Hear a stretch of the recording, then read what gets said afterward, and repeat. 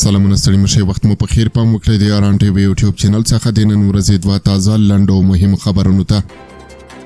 د اسلام آباد په ستره محکمه کې چاودنه شوې ده. د پاکستان په پلازمینه اسلام آباد کې د سترې محکمې په ودانۍ کې چاودنه شوې ده. د ځایي رسنیو د راپور له مخې په دغه پیښه کې 4 کسان وژل شوي دي او یو شمېر نورو ټاپیان شوي دي، خو لا تر اوسه د مرګ ژوبلې د کاراشمیرې په اړه راپورونه نه دي ورکړل شوي.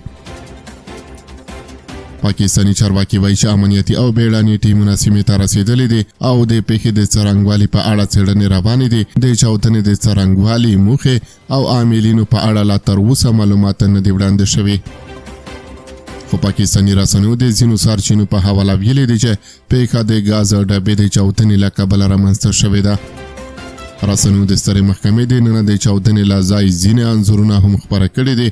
په پاکستان کې رسمي سرچینو لا تر اوسه په دې اړه نور جزئیات نه دي ورکړي. او په یو بل خبر کې اورئ چې افغان کډوال وايي پاکستان پولیس هره ورځ افغانان نیسي او د پیسو په بدل کې بیرته خوشي کوي.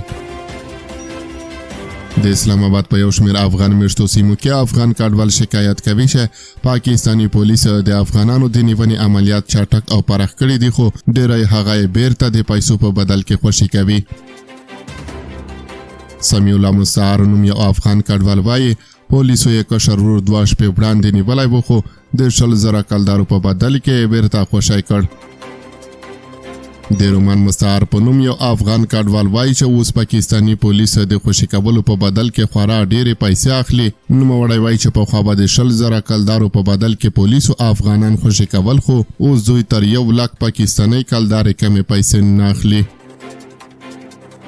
دغه کډوال وایي چې پولیس په دې پوهیږي چې اوس ډېری افغانان ویزې نه لري او هغوی چې د 2020 کال وروسته پاکستان ته ورغلي په کومو سیمو کې اوسېږي. د یادو کډوالو په خبره د هغو پولیسو عملیات چې له خلکو پیسې اخلي تر ډېره په هغو افغان میشتو سیمو متمرکز وي چې له 2020 کال وروسته پاکستان ته ورغلي دي.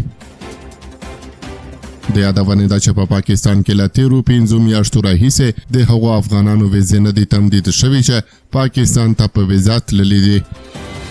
د پاکستان د حکومت له لوري د ویزو د نه تمدید له کبله د ډېری افغانانو د ویزو موده پای ته رسېدلې او اوس دوی شکایت کوي چې په بېلابېلو پلمو ځورول کېږي.